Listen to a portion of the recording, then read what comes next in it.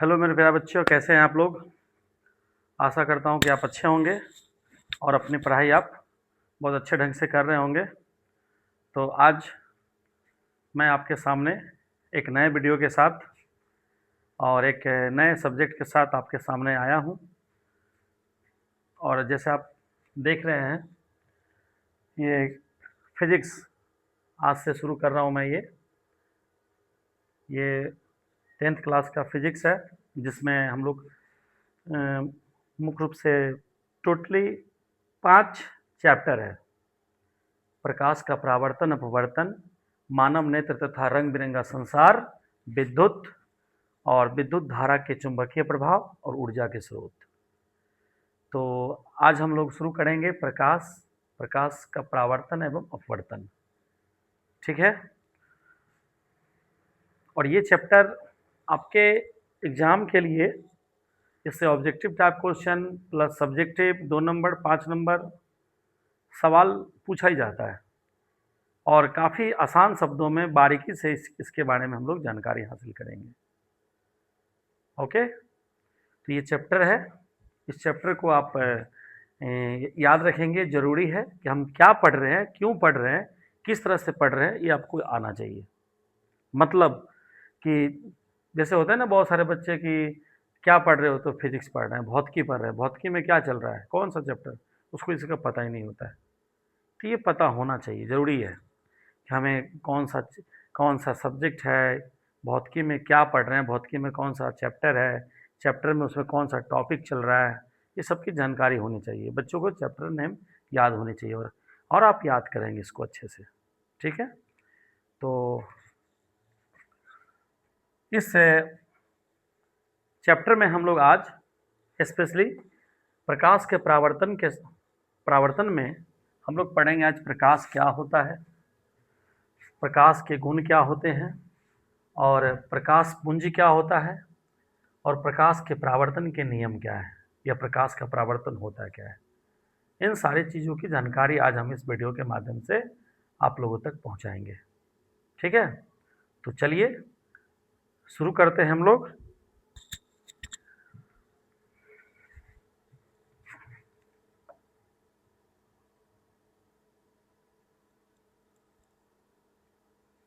तो सबसे पहला नंबर क्वेश्चन आप लोगों के सामने, ये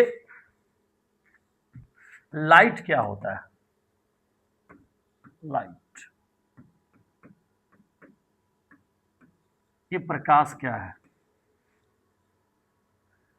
प्रकाश क्या होता है, बताइए। प्रकाश होता क्या है। तो इतना समझ लीजिए, प्रकाश के बिना हम लोग आंख रहते हुए भी नहीं देख सकते। हमारे पास आंख है, फिर भी हम लोग प्रकाश के अनुपस्थिति में वस्तु को नहीं देख पाएंगे। तो प्रकाश एक प्रकार की ऊर्जा है। ये ऊर्जा के फॉर्म में, जैसे आप सूर्य, इस दुनिया में, इस संसार में ऊर्जा का सबसे प्रमुख स्रोत अगर किसे माना गया है तो वो सूर्य का प्रकाश है। वो ऊर्जा का सबसे बड़ा स्रोत है इस पृथ्वी पर। तो प्रकाश की सहायता से ही हम किसी वस्तु को देख पाते हैं और वो हमें देखने की संवेदना उत्पन्न करती है। सपोज डेट, मान लीजिए आप किसी के घर में, अगर आप मान लीजिए अंधेरे में हैं, आपको उसके घर के स्ट्रक्चर वगैरह आइडिया नहीं है कि हाँ कौन सामान कहाँ रखा हुआ है, अल्लाह अचानक जो है ना, बिजली कट गई, गुल हो गया, तो उस कंडीशन में आप ना पैर उधर बढ़ा सकते हैं ना इधर बढ़ा सकते हैं, क्योंकि आपको आइडिया भी नहीं होगा। इसलिए कहने का मतलब है कि किसी वस्तु को जब हम देखते हैं तो बिना प्रकाश की अनुपस्थिति में नहीं, प्रकाश की उपस्थिति ही हमें किसी वस्तु को देखने के लिए हमारी मदद करता है। वो ये प्रकाश है। और आप ये भी पढ़े होंगे 9th क्लास में, जैसे ध्वनि, साउंड जो होता है, साउंड, तो साउंड को चलने के लिए क्या चाहिए, माध्यम। जैसे ये जो है, दो वस्तु ये एक दूसरे में जब टच में आती, संपर्क में, तो साउंड इससे जनरेट हुआ। लेकिन जनरेट क्या, ये दोनों साउंड मतलब क्या, कि ठोस से होकर, गैस से होकर और द्रव से होकर साउंड, साउंड को चलने के लिए उसे माध्यम की आवश्यकता पड़ती है, लेकिन प्रकाश को चलने के लिए किसी माध्यम की आवश्यकता नहीं होती है। प्रकाश जो है किसी भी माध्यम में, चाहे वो द्रव में हो, गैस में हो, ठोस में हो, किसी जगह वो उसकी उसे माध्यम की आवश्यकता नहीं, बिना माध्यम का ही वो ट्रेवल करता है और आवागमन कर सकता है वो। इसलिए प्रकाश के गमन के लिए किसी प्रकार की माध्यम की आवश्यकता नहीं होती है। तो प्रकाश है क्या? प्रकाश एक विद्युत चुंबकीय तरंग भी होता है। हम लोग आगे पढ़ेंगे इसके बारे में। प्रकाश विद्युत चुंबकीय तरंग भी है। अब ये विद्युत चुंबकीय तरंग का मतलब क्या? मतलब जिसे किसी भी प्रकार के माध्यम की आवश्यकता नहीं होती है गमन करने के लिए, उसे विद्युत चुंबकीय तरंग कहते हैं। तो प्रकाश विद्युत चुंबकीय तरंग है, ऑब्जेक्टिव में पूछा हुआ सवाल है। प्रकाश है विद्युत चुंबकीय तरंग, इस बात को याद रखिएगा। ठीक है, तो सबसे पहला नंबर कि लाइट के बारे में हम लोग लिखेंगे। ठीक है, लाइट हेडिंग लगाएंगे।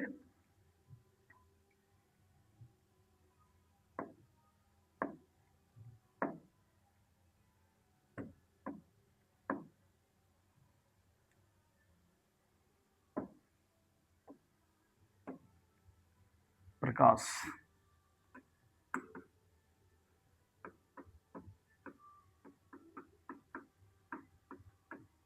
प्रकाश,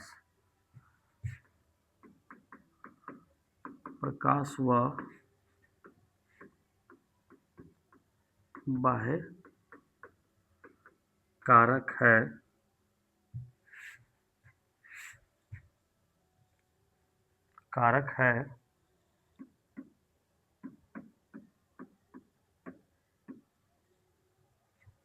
जिससे हमें किसी वस्तु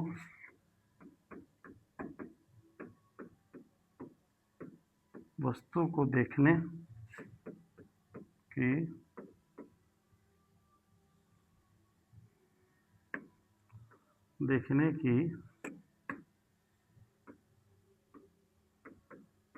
अनुभूति होती है। चलिए,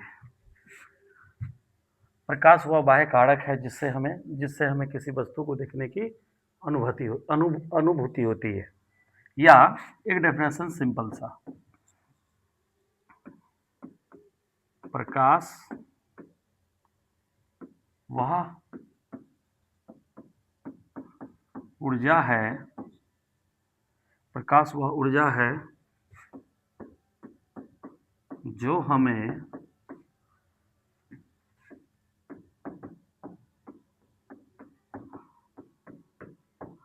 वस्तुओं को देखने में सक्षम बनाती है। ठीक, और आप मुझे भी देख रहे होंगे ना, तो किसी भी चीज को हम लोग देख पाते हैं, प्रकाश के बिना संभव नहीं है। और ऐसा भी है, आंख है तभी तो प्रकाश को देख पा रहे हैं हम। और किसी के पास लाइट है, बशर्ते उसके पास आंख ही ना हो, तो फिर भी नहीं देख सकते हैं। और आंख है, लाइट नहीं है, फिर भी नहीं दिखेगा। लाइट है, आंख नहीं है, फिर भी दिखाई नहीं देगा। तो मतलब कह सकते हैं कि आंख रहते अगर प्रकाश किसी वस्तु को हम लोग देख पा रहे हैं, तो ये प्रकाश का सबसे इंपॉर्टेंट रोल है।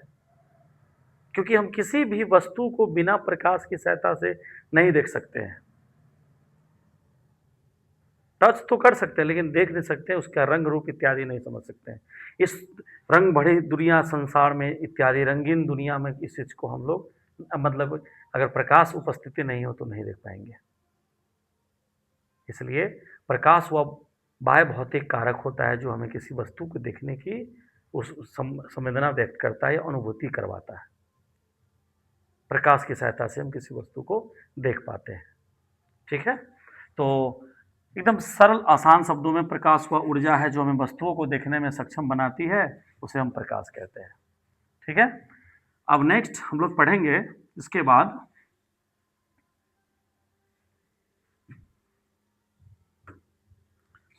प्रॉपर्टीज ऑफ लाइट, हेडिंग लगाएंगे।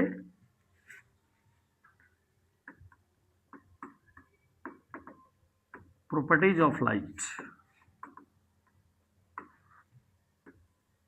प्रकाश के गुण।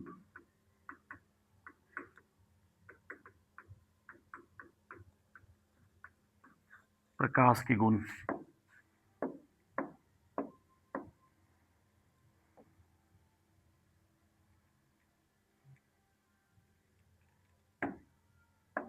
प्रकाश के गुण। पहला नंबर समझ लीजिए, प्रकाश कभी भी वो यूं इस टाइप से घूम जिग जैग मूवमेंट करके ट्रेवल नहीं करती है। प्रकाश हमेशा सीधी रेखा में गमन करती है, हमेशा सीधी रेखा में गमन करती है। एग्जाम्पल के लिए, जैसे मान लीजिए एक मोमबत्ती है, एक मोमबत्ती यहाँ जल रहा है, ठीक है। इस तरह का मोमबत्ती है और यहाँ पर एक गत्ता है, इस तरह का गत्ता है।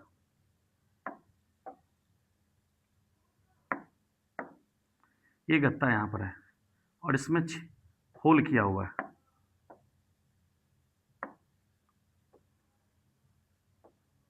ये होल है। इधर से कोई व्यक्ति इस चीज को देख रहा है, लाइट। तो ये आंख से जो ये जो देख रहा है इस चीज को इधर, तो ये लाइट क्या होगा, इस एकदम पूरी सीधी इस तरह से होकर के इस मोमबत्ती को जलता हुआ इसको नजर आ जाएगा। लेकिन इसी जगह पर अगर इस गत्ता को अगर एक ले करके गत्ता और उसको इस तरह से करके और उसका छिद्र होल यहाँ पर कर दिया जाए, ये होल यहाँ हो जाए, इस जगह पर होल कर दिया जाए, तो इस कंडीशन में क्या होगी, इस कंडीशन में क्या होगी कि प्रकाश की किरणें यहाँ से आने के बाद इस छिद्र को होते हुए ऐसे मुड़ करके फिर ऐसे नहीं देख सकते हैं, ऐसा नहीं होता है। तो एक्सपेरिमेंट आप कर सकते हैं। 3 गत्ता लीजिए, उसको तीनों को सामने सामने आप छिद्र बना दीजिए, ठीक है। और उसको आप एक आंख बंद करके मोमबत्ती जला के उधर रख दीजिए तीनों गत्ता के उस पार में, और उसको आंख एक बंद करके जब देखिएगा तो आपको जलता हुआ मोमबत्ती नजर आएगा। और तीनों गत्ता के छिद्र को अगर आप आगे पीछे कर देते हैं तो हमें वो मोमबत्ती जलती हुई नजर नहीं आएगी, हमें मोमबत्ती नजर आएगी ही नहीं। क्यों? क्योंकि प्रकाश के किरण को अगर हमें दर्शाना है कि वास्तव में प्रकाश की किरणें सीधी रेखा में गमन करती है, तो ये एग्जाम्पल सबसे अच्छा है। क्योंकि प्रकाश की किरणें एक छिद्र से निकल के फिर दूसरे छिद्र में घूम के फिर दूसरे में फिर तीसरे में जाकर ऐसा नहीं होता है। तो हम कह सकते हैं कि प्रकाश की किरण सीधी रेखा में गमन करती है। तो सबसे पहला प्रॉपर्टीज में प्रकाश के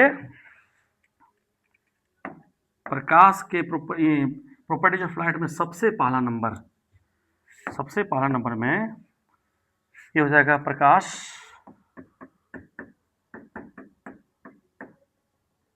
सीधी रेखा में गमन करती है। चलिए दूसरा पॉइंट, मतलब दूसरा नंबर, प्रकाश के संचरण के लिए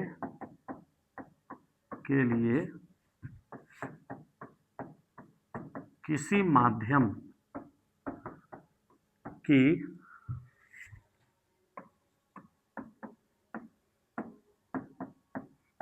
आवश्यकता नहीं होती है, ठीक है।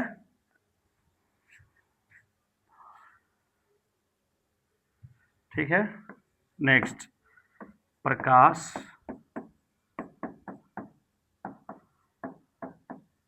निर्वात में भी गमन करती है। चलिए चौथा, प्रकाश पारदर्शी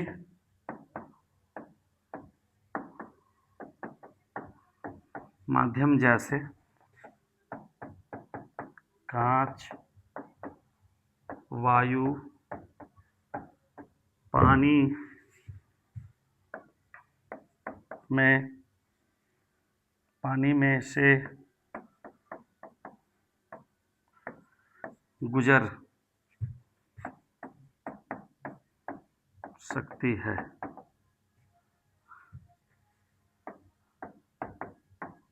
परंतु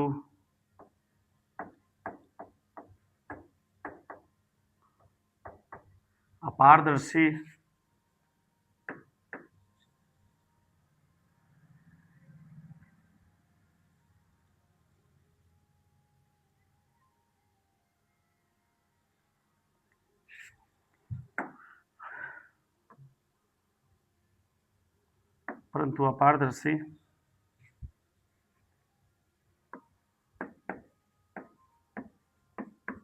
माध्यमों जैसे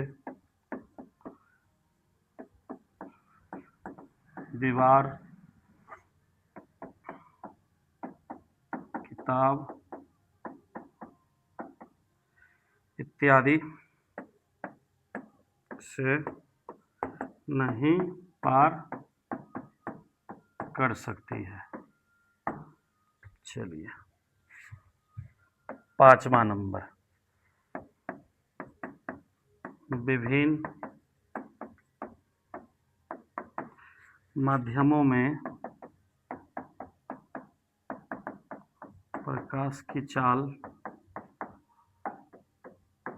भिन्न भिन्न होती है। हो गया। चलिए नेक्स्ट 6 नंबर,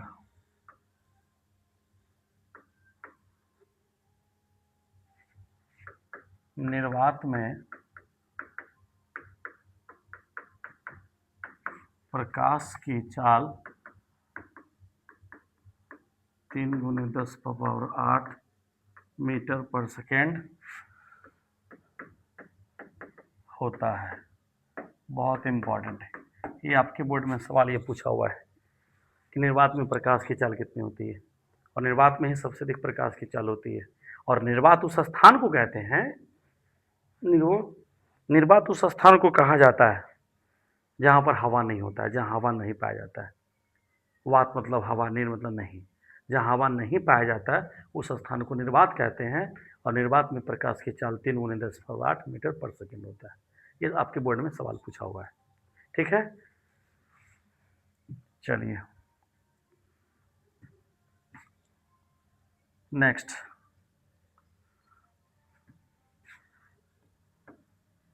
प्रकाश जब एक माध्यम से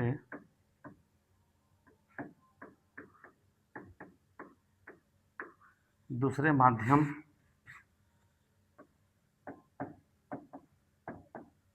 में जाता है तो अपने पथ से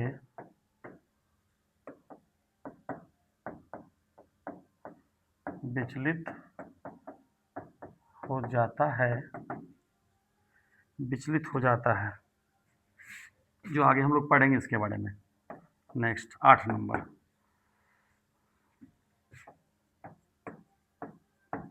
दृश्य प्रकाश की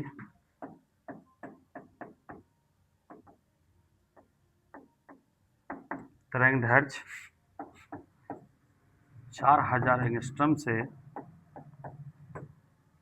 8000 एंगस्ट्रॉम तक होती है,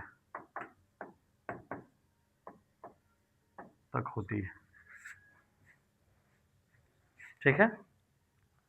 यहाँ तक में किसी को दिक्कत? बहुत इंपॉर्टेंट प्रकाश का गुण है, प्रकाश का प्रॉपर्टीज के लिए ये इंपॉर्टेंट टर्म है, आप इसे याद रखेंगे। इसमें से निर्वात में प्रकाश की चाल, एक लाइन इसमें और, मतलब कि एक नेक्स्ट हो, एक चीज़ और यहाँ से शुरू करते हैं हम लोग। सबसे इम्पॉर्टेंट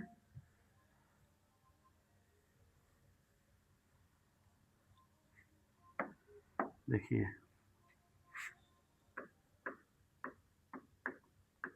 प्रकाश एक विद्युत चुंबकीय तरंग होती है। और मैंने आपको पहले ही बताया था कि विद्युत चुंबकीय तरंग उसे कहते हैं जिसे चलने के लिए, गमन करने के लिए किसी प्रकार के माध्यम की आवश्यकता नहीं होती है और वो प्रकाश में वो गुण पाया जाता है। लेकिन साउंड को चलने के लिए ये माध्यम की आवश्यकता होती है, और साउंड जो है सबसे अधिक ठोस में गमन करता है। जैसे एग्जाम्पल में देखिए, ये हवा है ना, इस चारों तरफ ये हवा है, हवा में देखिए किसी प्रकार का कुछ ट्रेवल नहीं हुआ, लेकिन साउंड में ये जनरेटर हो गया, ये साउंड में ज़्यादा ट्रेवल करती है वो, क्या बोलते हैं, साउंड ठोस में ज़्यादा ट्रेवल करती है। इसलिए प्रकाश विद्युत चुंबकीय तरंग होता है। और विद्युत चुंबकीय तरंग का मतलब आप समझिए जिसे गमन करने के लिए किसी माध्यम की आवश्यकता नहीं होती है। ठीक है, यहाँ तक किसी को दिक्कत नहीं होना चाहिए। आगे बढ़े, चलिए नेक्स्ट।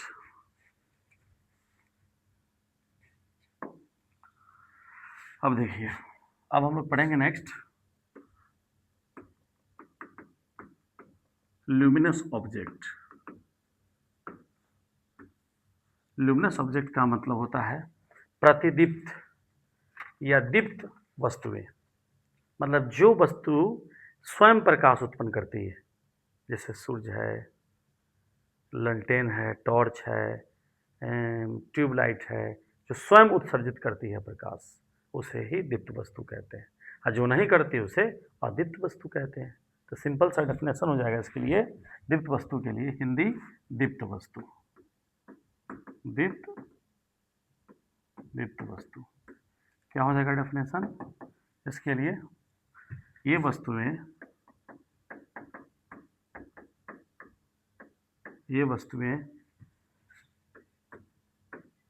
स्वयं प्रकाश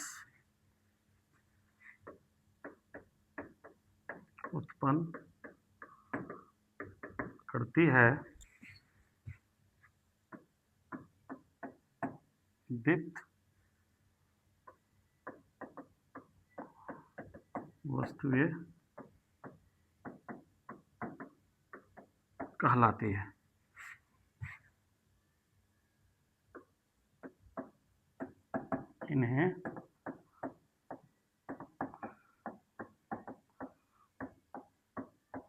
इन्हें देखने के लिए किसी अन्य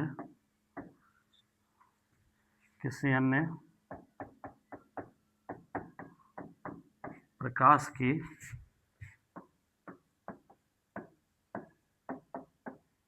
आवश्यकता नहीं होती है। जैसे सूर्य, तारे, जलती हुई मोमबत्ती, बल्ब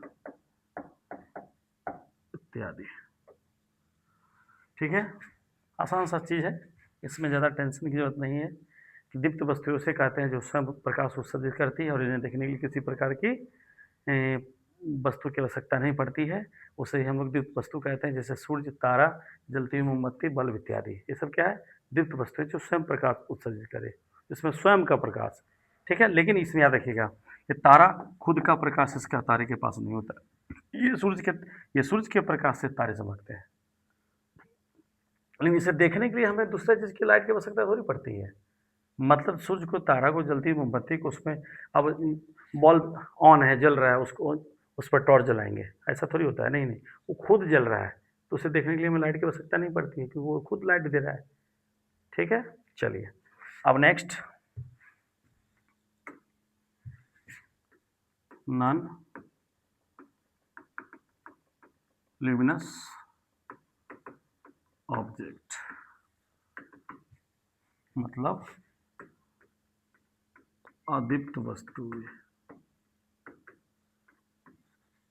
अदीप्त वस्तु, इसमें क्या हो जाएगा, वे वस्तुएं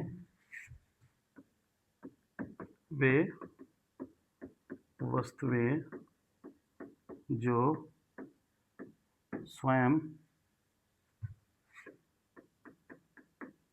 प्रकाश उत्पन्न नहीं करती है, नॉन लुमिनियस, एक मिनट थोड़ा spelling mistake, non luminous object कहते हैं, जैसे चंद्रमा, किताब, पेड़ इत्यादि। ये सब क्या है? ये सब नॉन लुमिनस ऑब्जेक्ट है, अदीप्त है, जिसमें प्रकाश उत्सर्जित नहीं होता है। इसे देखने के लिए हमें प्रकाश की जरूरत पड़ती है। और याद रखिएगा, सूर्य, ये चंद्रमा का खुद का प्रकाश नहीं होता है, बल्कि ये सूर्य के प्रकाश से को एब्जॉर्ब करके तब वो चमक। ठीक है, अब हम लोग पढ़ेंगे नॉन लुमिनस के बाद अब पढ़ेंगे बीम ऑफ लाइट। तो बीम ऑफ लाइट हेडिंग लगाएंगे, बीम ऑफ लाइट। इसका मतलब होता है प्रकाश पुंज।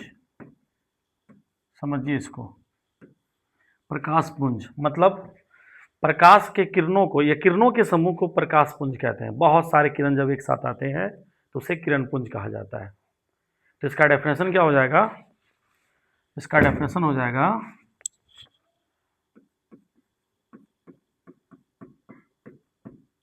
किरणों के समूह को प्रकाश पुंज कहा जाता है। ठीक है, फर्स्ट पॉइंट। दूसरा पॉइंट, यह 3 प्रकार का होता है।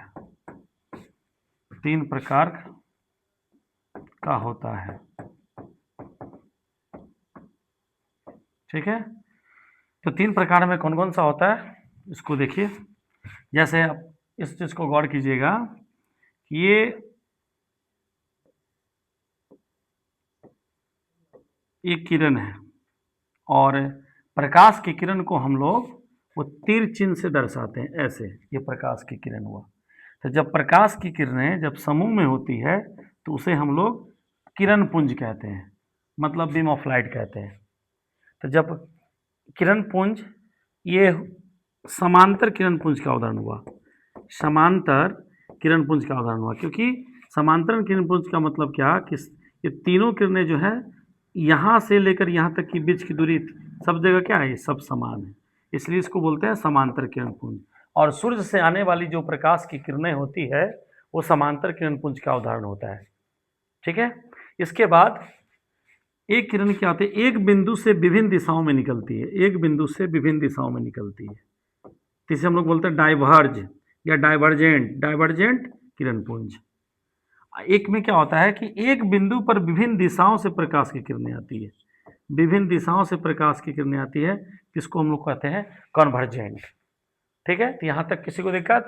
प्रकाश पुंज, किरणों के समूह को प्रकाश पुंज कहते हैं और ये 3 प्रकार का होता है, समांतर किरण पुंज, अभिसारी किरण पुंज और अपसारी किरण पुंज। तो तीनों को बारी बारी से हम लोग उसके बारे में डिटेल्स जानते हैं। चलिए अब नेक्स्ट, सबसे पहला नंबर किरण पुंज में हम लोग लेंगे पैरेलल किरण पुंज। कौन सा? पैरेलल किरण पुंज, PARALLEL, parallel beam of light. Parallel beam of light मतलब समानांतर किरण पुंज,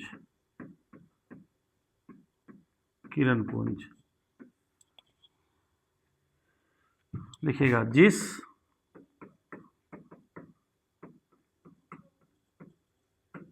किरण पुंज की सभी किरणें सभी किरणें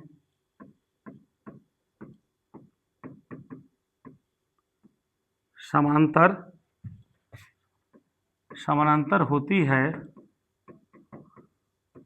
उसे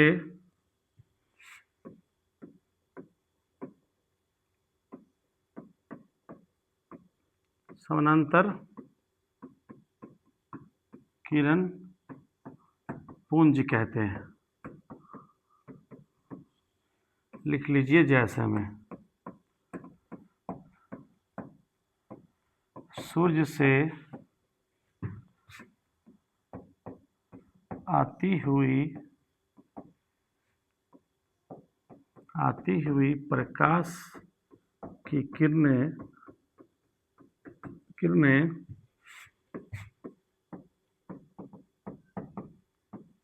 समानांतर किरण पुंज है। ठीक है, इसको ऐसे बना सकते हैं, ये समांतर किरण पुंज है, इस तरह से। कोई दिक्कत? चलिए, यहां तक कोई दिक्कत?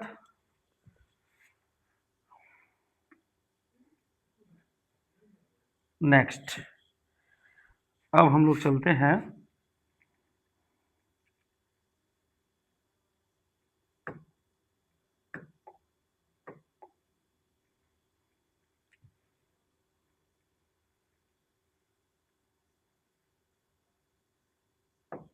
चलिए, अब दूसरा कौन सा किरण पुंज? कन्वर्जेंट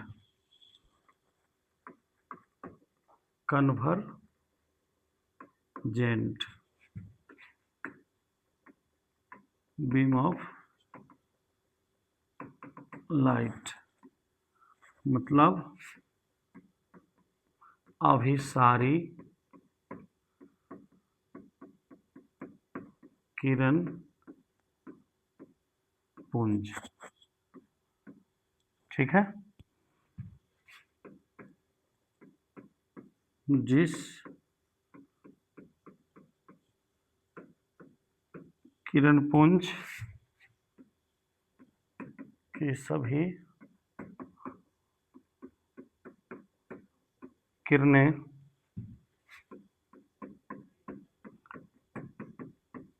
एक बिंदु से एक बिंदु से नहीं, एक बिंदु पर मिलती है, उसे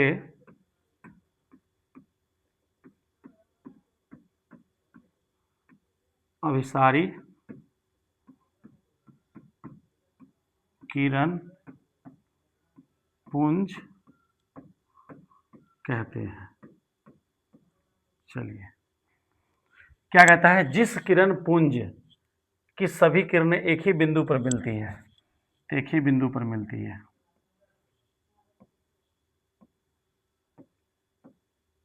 देखिए ये हो गया अभिसारी किरण पुंज।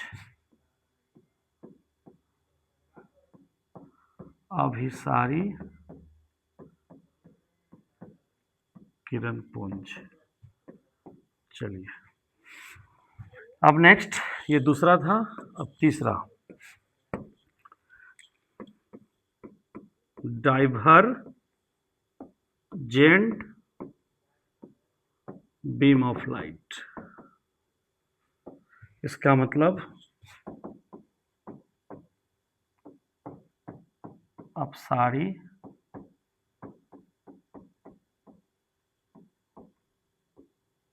किरण पुंज। देखिए,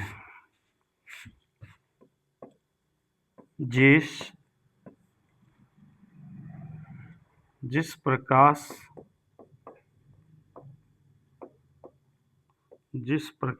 पुंज की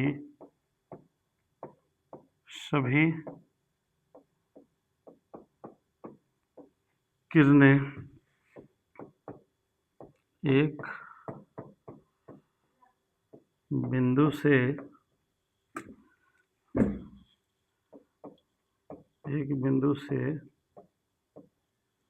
निकलकर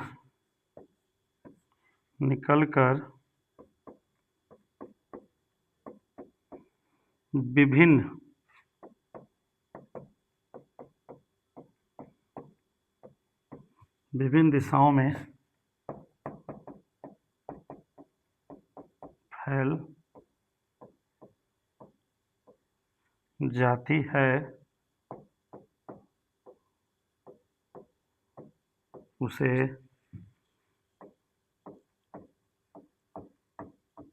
अपसारी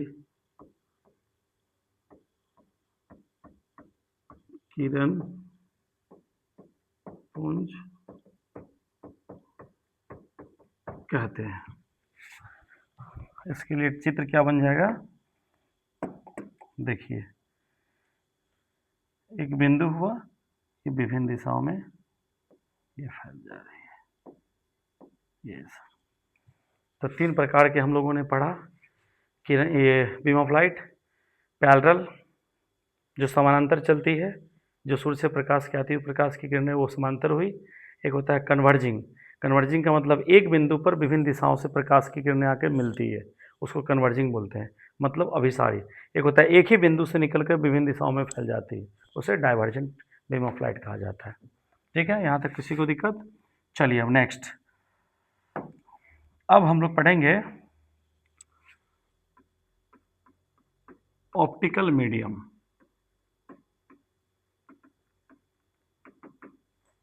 ऑप्टिकल मीडियम का मतलब हुआ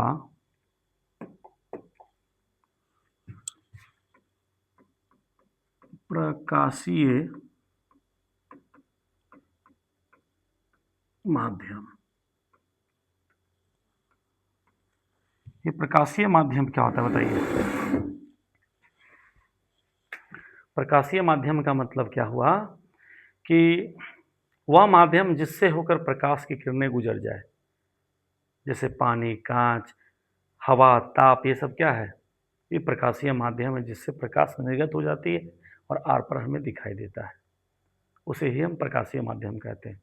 हमारा दीवार प्रकाशीय माध्यम नहीं हो सकता है क्योंकि प्रकाश आर पर उससे नहीं निकल सकती है। हाँ, पानी हो सकता है, हवा हो सकता है, ताप हो सकता है, ये सब क्या है? हमारा प्रकाशीय माध्यम है। तो कहने का मतलब क्या हुआ कि वह क्षेत्र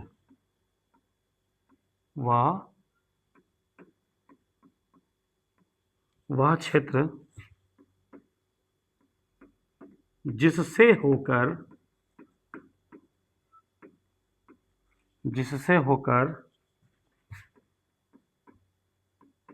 प्रकाश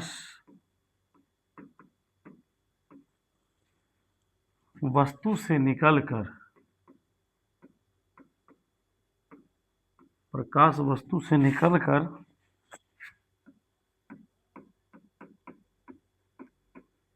आंखों तक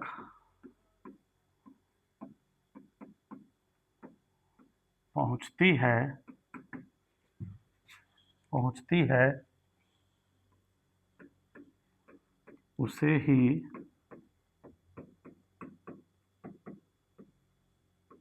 प्रकाशीय माध्यम कहते हैं। ठीक है, जैसे हवा, पानी, कांच, ताप इत्यादि। ठीक है, प्रकाशीय माध्यम का मतलब वह क्षेत्र जिससे वह प्रकाश वस्तु से निकलकर हमारी आंखों तक पहुंचती है, उसे प्रकाशीय माध्यम कहते हैं। हवा से भी प्रकाश शुरू करती है और निकल जाती है, ताप से भी, कांच से भी इत्यादि। ठीक है, चलिए अब नेक्स्ट हम लोग पढ़ेंगे ट्रांसपेरेंट, जिसका मतलब होता है, ट्रांसपेरेंट का मतलब होता है पारदर्शी, और इसके नाम से ही स्पष्ट है, पारदर्शी पदार्थ। इसके नाम से ही स्पष्ट है कि प्रकाश जिसके आर पार निकल जाए, या किसी वस्तु के आर पार जब हम देख पाते हैं, जैसे हवा है, पानी है, कांच है, ये पारदर्शी पदार्थ हो गए। दीवार से आर पार थोड़ी दिखेगा, नहीं दिखता है। तो वैसी वस्तु जिससे हम आर पार देख सकते हैं या प्रकाश आर पार निकल जाए, उसे ही पारदर्शी वस्तु कहते हैं या पदार्थ कहते हैं। लिखिएगा,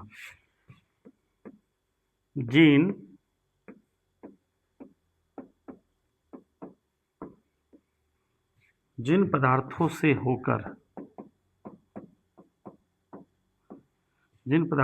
होकर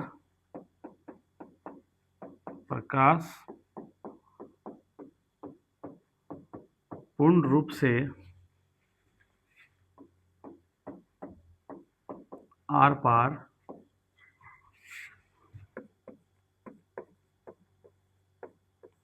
निकल जाता है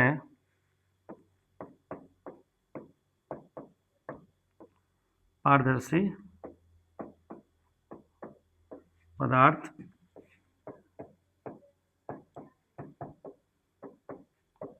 कहलाता है। जैसे पानी, कांच,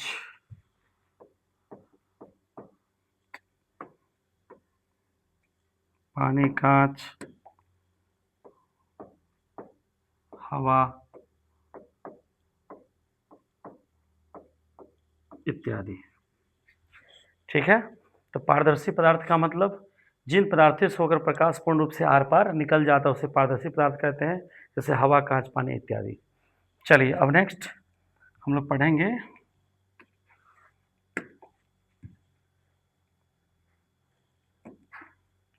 नेक्स्ट ऑप्क्यूक, OPAQUE। इसका मतलब होता है अपारदर्शी।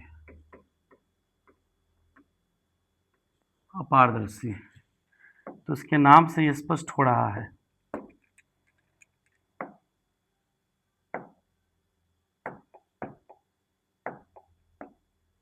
इसके नाम से स्पष्ट हो रहा है क्या? जिन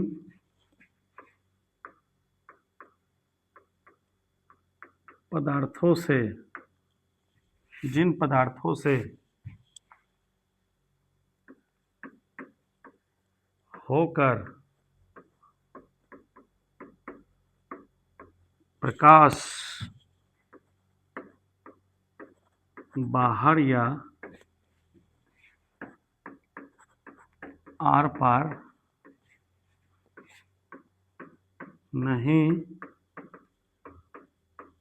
हो पाता है,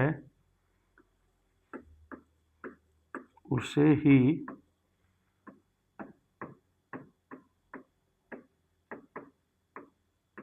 अपारदर्शी पदार्थ कहते हैं।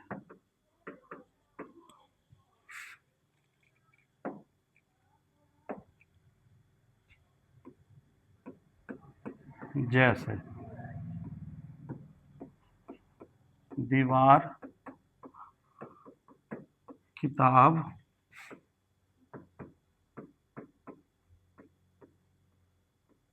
इत्यादि। ठीक है। तो जिस पदार्थ से प्रकाश आर पार गमन नहीं करती है या हम आर पार नहीं देख सकते हैं, उसे ही अपारदर्शी वस्तु या पदार्थ कहते हैं। चलिए अब नेक्स्ट है ट्रांसलूसेंट।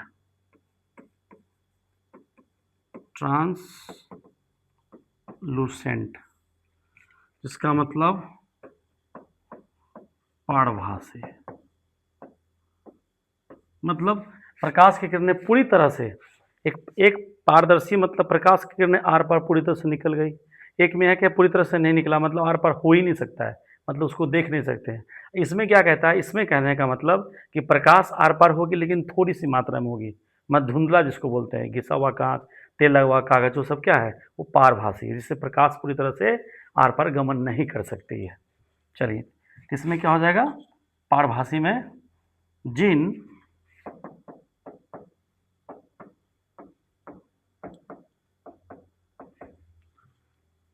पदार्थों से होकर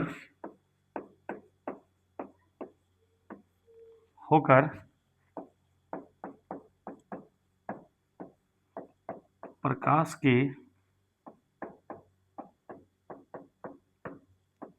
किरणें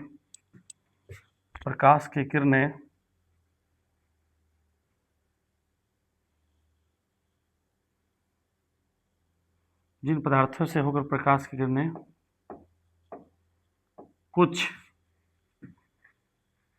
कुछ ही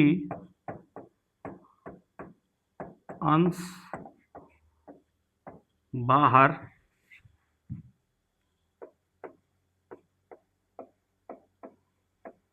निकल पाते हैं, उसे ही पारभासी पदार्थ कहते हैं। जैसे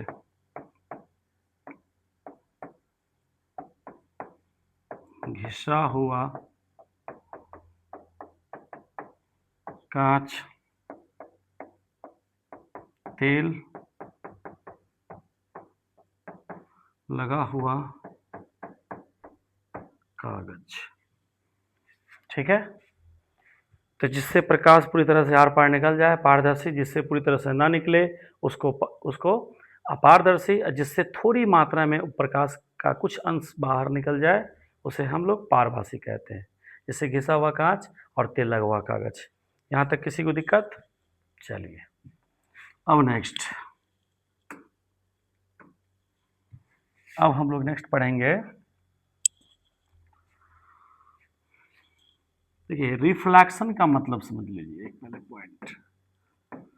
रिफ्लेक्शन का मतलब परावर्तन, इसका मतलब समझिए। परावर्तन का मतलब हुआ परा और वर्तन, मतलब कि जैसे हम लोग टेनिस का गेंद देखे हैं और उससे खेले भी हैं, तो उसमें होता क्या है, जैसे देखते हैं कोई बॉलर बॉलिंग करता है और बैट के संपर्क में जैसे ही वो टच हुआ तो वो लगता है, तो क्या होता है, वो कहने का मतलब बैट्समैन उसको किसी दिशा में खेल सकता है। या उसी बॉल को जब हम दीवार पर जब मारेंगे, दीवार पर जब उसको हिट करते हैं दीवार पर, तो उस वहाँ से टकराने के बाद वापस ही मेरे पास आ जाती है, मतलब बाउंसिंग ऑफ बॉल कह सकते हैं। या ज़मीन पर बॉल लेकर के हम लोग नीचे जो उसको टप्पा ऐसे करते हैं तो क्या होता है, वो पड़ करके फिर वापस हमारे पास आता है। तो यहाँ पर परावर्तन का मतलब कि प्रकाश की किरणों का सतह से टकरा कर वापस लौटता है, वो हमारा परावर्तन होता है। परावर्तन तो आप किसी को भी कह सकते हैं, परावर्तक सतह दीवार हुआ, और जिस सतह से टकरा के प्रकाश की जिस सतह से टकराती है, टकरा के वापस लौटती है, वो हमारा सतह परावर्तक सतह, मतलब वो रिफ्लेक्टेड सरफेस होता है। तो हमें परावर्तन का मतलब समझना है। तो परावर्तन का मतलब पढ़ करके वापस लौट जाना, अपने माध्यम में ही पढ़ करके वापस लौट जाना, वही हमारा परावर्तन होता है। जैसे देखिए, जैसे एक सरफेस है, ये सरफेस है और ये प्रकाश की किरण इस सतह से आई, ये टकरा के फिर वापस लौट गई, टकरा के वापस लौट गई। तो ये हवा माध्यम है और ये भी हवा माध्यम है। तो जिस माध्यम से आती है, जिस माध्यम से आई, टकरा के वापस लौट गई, यही हमारा क्या हुआ, परावर्तन, इसका मतलब हुआ। तो प्रकाश की किरणों का किसी सतह से टकराकर अपने ही माध्यम में लौट जाना, या लौटने की घटना को हम प्रकाश का परावर्तन कहते हैं। तो परावर्तन, ये एक चीज़, परावर्तन आखिर होता क्यों है, होने के पीछे रीजन है। आज अगर ये परावर्तन नहीं होगा तो हम लोग अपना चेहरा आईने में नहीं देख सकते हैं, क्योंकि पूर्ण रूप से जब प्रकाश की किरणें अगर परावर्तित होती है तो हम लोग अपना चेहरा समतल दर्पण में देख पाते हैं। जैसे दीवार पर अपना चेहरा क्यों नहीं देख पाते हैं, या कोई झोपड़ी होता है उस पर नहीं, बैनर, पोस्टर, टेबल, किताब इत्यादि में नहीं अपना चेहरा देख पाते हैं, क्योंकि वहाँ रिफ्लेक्शन होती है लेकिन पूर्ण रिफ्लेक्शन नहीं, रेगुलर रिफ्लेक्शन नहीं होता है। अर्थात मतलब समझिए कि अगर प्रकाश की किरणें सपोज डेट मान लीजिए 5 अगर इस तरह से आ रही है, प्रकाश किरण आपतित किरण 5 है, तो टकरा कर वापस लौटने वाली भी 5 होना चाहिए। अगर 5 आई, टकरा के 5 किरणें वापस लौटी, हमारा ये रेगुलर रिफ्रैक्शन कहलाएगा, पूर्ण परावर्तन कहलाएगा। 5 आया, टकराया, 2 वापस, 3 ऑब्जर्व हो गया, तो ये हमारा पूर्ण परावर्तन नहीं हुआ, रेगुलर रिफ्लेक्शन नहीं हुआ। और जब तक रेगुलर रिफ्लेक्शन नहीं होता है तब तक हम किसी वस्तु पर या किसी वस्तु का इमेज उस पर नहीं बन सकता है। इसलिए हम लोग अपना फेस दीवार, पोस्टर, किताब, बैनर इत्यादि पर नहीं देख पाते हैं। सबसे बड़ा कारण है कि प्रकाश का पूर्ण परावर्तन होना चाहिए, तभी उस चीज को हम लोग अपना चेहरा देख पाते हैं। तो जितना ज़्यादा चिकना, आगे हम लोग पढ़ेंगे दर्पण में, कि आखिर दर्पण में ही क्यों हम देख पाते हैं अपना चेहरा, धरती पर, स्थल पर, बेंच, टेबल, किताब इत्यादि पर क्यों नहीं देख पाते हैं। इसका रीजन यही है, प्रकाश के परावर्तन का, पूर्ण परावर्तन। तो अभी फिलहाल हम लोग पढ़ेंगे जिसका नाम, उस टॉपिक का नाम है बाबू, ये क्या बोलते हैं इसको, रेगुलर रिफ्लेक्शन। रेगुलर रिफ्लेक्शन, इसका मतलब होता है नियमित परावर्तन। नियमित परावर्तन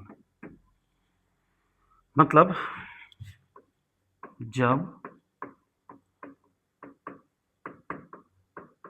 जब प्रकाश की किरणें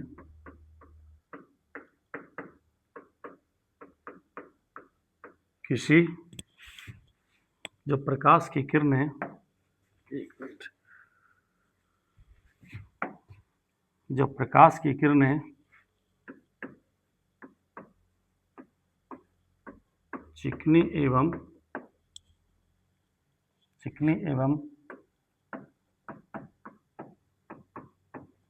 चमकीली सतह पर पड़ती है तो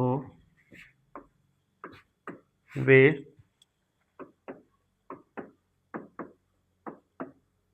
नियमित रूप से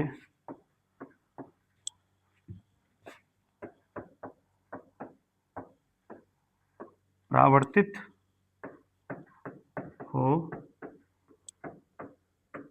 जाती है।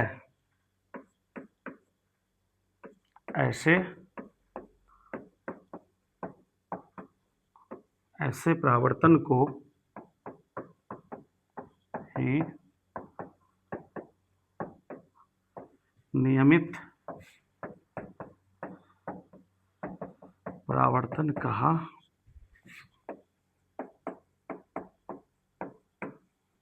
जाता है।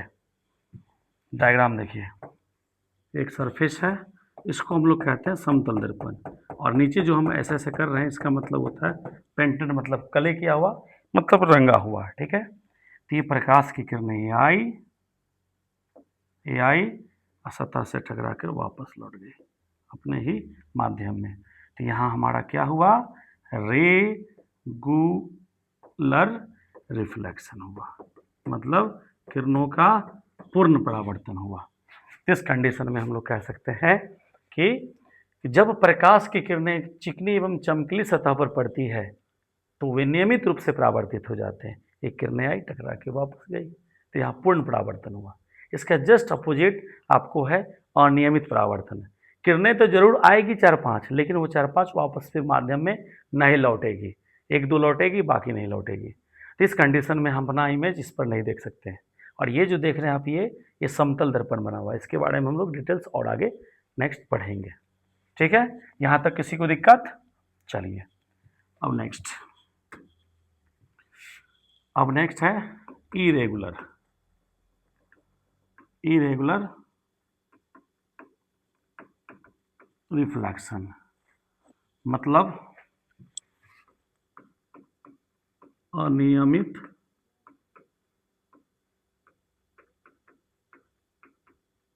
परावर्तन,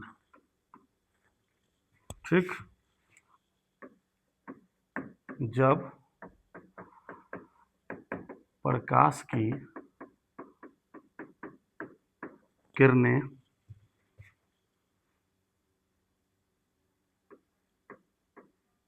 रफ या खुदरी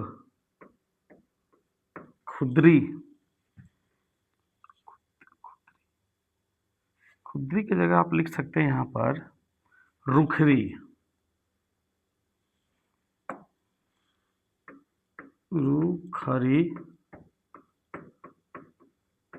एवं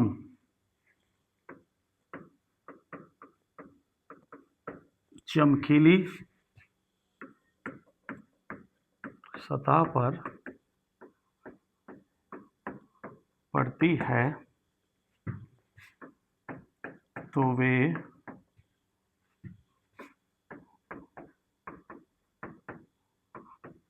अनियमित रूप से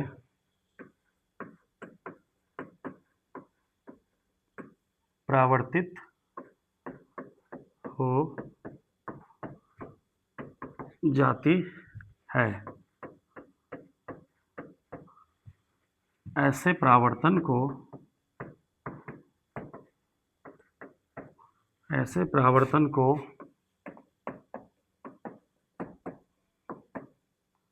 अनियमित परावर्तन कहते हैं। देख लीजिए, तो सतह हमारा कैसा होगा, वो रुखरी सतह होगा ये, ठीक है। ये प्रकाश की किरणें आई, टकरा के वापस लौटी, आई ये गई, फिर प्रकाश की किरणें आई, ये वापस नहीं जाएगी, फिर प्रकाश की किरणें आई, ये वापस नहीं जाएगी, प्रकाश की किरणें आई, टकराई, फिर ये वापस नहीं जाएगी। इस तरह से ऐसा होता है। तो यहाँ पर पूर्ण परावर्तन नहीं होता है, तो ये हमारा कौन सा हुआ, इरेगुलर रिफ्लेक्शन, मतलब अनियमित परावर्तन, ठीक। तो यहाँ तक में किसी को दिक्कत, ये बेसिक पॉइंट है बाबू, गर्मी बहुत है, ये बेसिक पॉइंट है जो आपको समझ में आना चाहिए और आता भी होगा और उतना। और ये एग्जाम में कभी कभी पूछता है निम्नलिखित में से कौन सा पारदर्शी है, कौन सा अपारदर्शी है, पारभासी है, या आप इससे पहले भी पढ़े हैं, अभी इसी वीडियो में हम लोग पढ़ रहे हैं कि प्रकाश की चाल निर्वात में कितनी होती है, निर्वात क्या होता है, प्रकाश किस प्रकार का तरंग होता है, प्रकाश को चलने के लिए किसी प्रकार के माध्यम की आवश्यकता नहीं होती है, और नहीं होती है तो इसलिए तो उसे विद्युत चुंबकीय तरंग कहते हैं। निर्वात में सबसे अधिक प्रकाश का चाल होता है। तो इस तरह के तमाम ऑब्जेक्टिव क्वेश्चन इससे संबंधित पूछेंगे। अब आपका मेन चैप्टर जो है अब यहाँ से शुरू होता है, रिफ्लेक्शन ऑफ लाइट से। तो इससे पहले मैंने आपको जस्ट अभी तुरंत समझाया, रिफ्लेक्शन ऑफ लाइट का मतलब प्रकाश की किरणों का, जब प्रकाश की किरण किसी सतह पर टकराती है तो टकरा कर वापस जब अपने ही माध्यम में लौटेगी तो प्रकाश की इस घटना को हम लोग रिफ्लेक्शन ऑफ लाइट कहते हैं, मतलब बाउंसिंग ऑफ लाइट। बाउंसिंग मतलब मेरे पास एक टेनिस का बॉल है, दीवार पर मैंने मारा और वो वहाँ से टकरा कर फिर हमारे पास आया, तो इसको हम लोग बाउंसिंग ऑफ लाइट कहेंगे। जैसे आप कभी गेंद हाथ में लेकर के नीचे सरफेस पर मारेंगे इस तरह से, तो देखते हैं वो वहाँ टप्पा खाने के बाद, धरती को टच करने के बाद फिर से वो हमारे पास आ जाता है। उसी प्रकार से यहाँ प्रकाश के परावर्तन का मतलब समझिए बाबू, प्रकाश के परावर्तन का मतलब कि प्रकाश आएगी, सतह से टकराएगी और सतह से टकराकर वापस लौट जाएगी। तो हमारा ये चिक भी हो सकता है प्रकाश का परावर्तन, दीवार भी हो सकता है, बिल्कुल हो सकता है, लेकिन पूर्ण परावर्तन नहीं हो सकता है। पूर्ण परावर्तन के लिए आपकी वो जगह एकदम चिकनी और चमकीली होनी चाहिए पूर्ण परावर्तन के लिए। तो प्रकाश का परावर्तन का मतलब प्रकाश की किरणें आकर उस सतह से टकराकर फिर अपने ही माध्यम में लौट जाएगी। प्रकाश की इस घटना को प्रकाश का परावर्तन कहते हैं, ठीक है। चलिए अब नेक्स्ट, रिफ्लेक्शन ऑफ लाइट, बहुत important term, reflection of light, ठीक है। तो लौटने की घटना को प्रकाश का परावर्तन कहते हैं। देखिए इस किरण को कहते हैं आपतित किरण,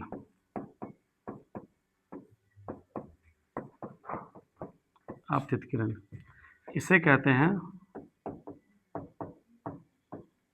परावर्तित किरण, ठीक है। और इसे कहा जाता है अभिलंब, अभिलंब, ठीक है। और इस सतह को कहा जाता है परावर्तक सतह, बहुत इंपॉर्टेंट टर्म है ये, परावर्तक सतह, ठीक है। तो आज हम लोगों ने रिफ्लेक्शन ऑफ लाइट तक पढ़ा, और इस वीडियो में प्रकाश क्या होता है, प्रकाश की प्रॉपर्टीज, प्रकाशीय माध्यम, और पारभासी, अपारदर्शी, पारदर्शी, अपारदर्शी, पारभासी, और प्रकाश के गुण, ठीक है। और रिफ्लेक्शन ऑफ लाइट के बारे में हम लोगों ने जाना। अब नेक्स्ट वीडियो में हम लोग इससे आगे रिफ्लेक्शन ऑफ लाइट से आगे इसके बारे में जानकारी लेंगे, ठीक है। आशा है कि यह वीडियो आपको पसंद आएगी और आप अच्छे से इस चीज़ को समझ पाए होंगे, ठीक है। धन्यवाद। जय हिंद, जय भारत।